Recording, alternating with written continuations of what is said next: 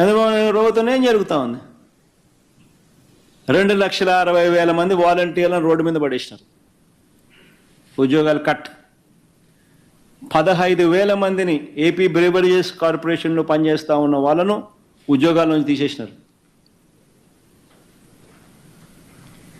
104, 108 employees పనిచేస్తూ ఉన్న ఉద్యోగస్తులకు 2 నెలల జీతం మొన్న ఇచ్చినారు. వాళ్ళు గొడవ చేస్తూ ఉంటే ఆయన ప్రభుత్వం వచ్చి దాదాపు 6 నెలలు అవుతాం. 2 నెలల జీతం మొన్న ఇచ్చినారు.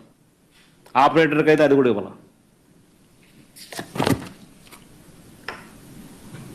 ఆర్పీలకు ఇంకా ఆర్పీలకు జీతాలు ఇవ్వడం లేదని వాళ్ళ కంప్లైంట్.